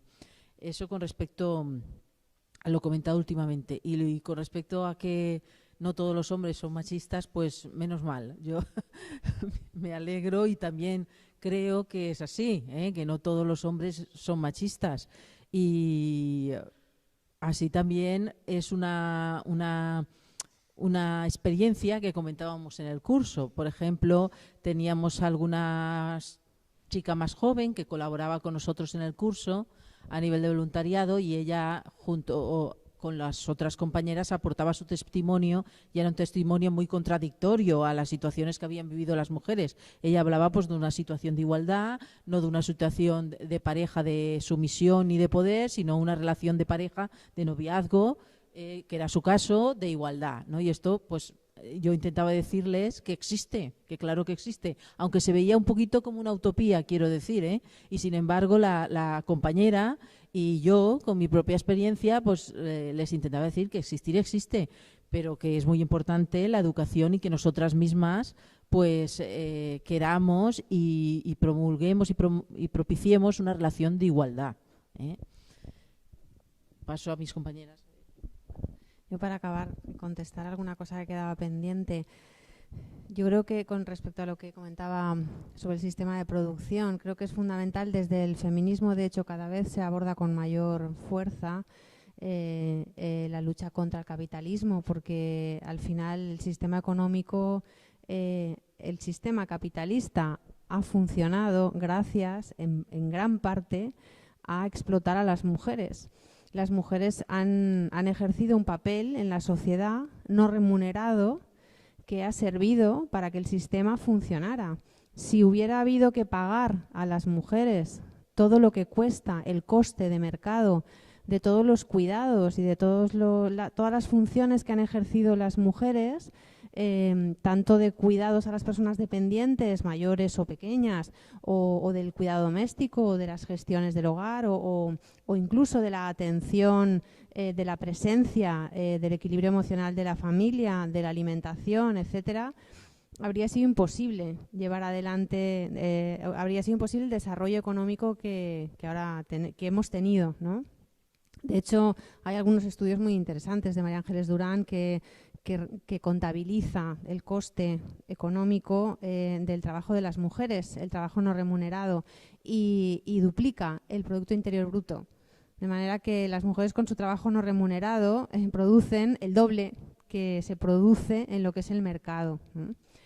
Y eso ha sido así porque el sistema ha utilizado a las mujeres las ha explotado para poder funcionar y sobrevivir. Entonces está claro que en un sistema que necesita que la mitad de la población trabaje gratis en múltiples tareas, no puede sobrevivir. Sobre todo no puede sobrevivir si esa mitad de la población decide que ya no tiene ganas de seguir siendo explotada, ¿no?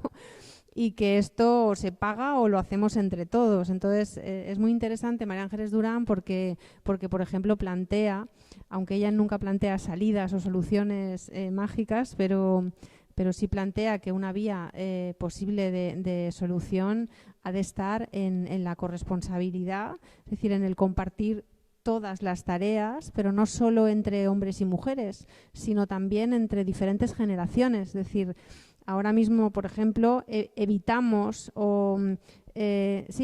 que la gente más joven se haga cargo de las tareas pues, que consideramos que puedan ser más pesadas, o incluso de las tareas, ¿no? Les evitamos el trabajo del cuidado de las personas mayores, etcétera.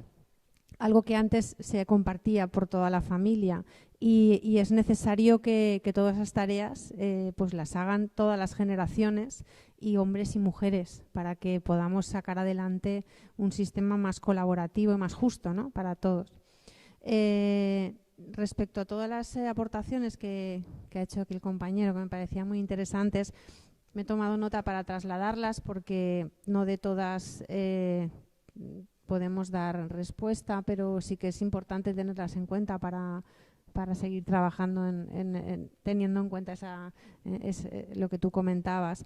Decirle respecto al tema de la tecnología, que yo recuerdo trabajando en la delegación del gobierno que nos constaba quejas de la judicatura porque tenían las pulseras electrónicas almacenadas por centenares o miles sin usar. Entonces, a veces pues hay muchos escalones que tienen que ponerse a funcionar, ya no solo inventar cosas nuevas, que también, sino que a veces las tenemos, pero hay unos jueces o unas juezas que no consideran que es necesario ponerlas, y hay pulseras en almacenes que no se están usando. Y hay mujeres muriendo que han denunciado y que han sido asesinadas después de denunciar.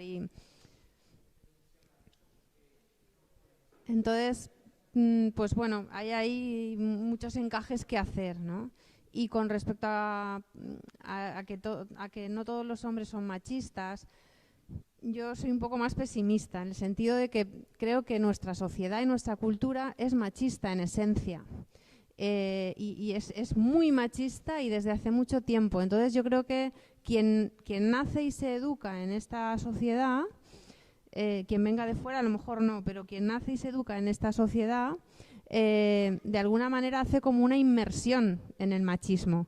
Y después, poco a poco, uno se va desprogramando de esa inmersión y va aprendiendo, va abriendo los ojos a determinadas situaciones, va viendo y va transformando su perspectiva. Entonces hay gente que avanza más en esa forma de mirar diferente y gente que no avanza tanto, por múltiples razones, ¿no? Y yo creo que, por ejemplo, lo que hacemos hoy aquí, pues de poner en común, de contarnos las cosas, de abrirnos los ojos a realidades, pues lo que dice este chico, lo que aporta otra persona, te hace avanzar un poco más, ¿no? Y de alguna manera yo siempre hablo de desenladrillarse, ¿no? De que casi que empezamos enladrillándonos y vamos desenladrillándonos conforme crecemos, ¿no? Con respecto al machismo. Y bueno, no sé si... Yo lo dejaría aquí porque ya es muy tarde, creo que ¿no? Que va a haber que ir acabando. Y muchas gracias porque ha sido muy interesante las aportaciones, ¿eh?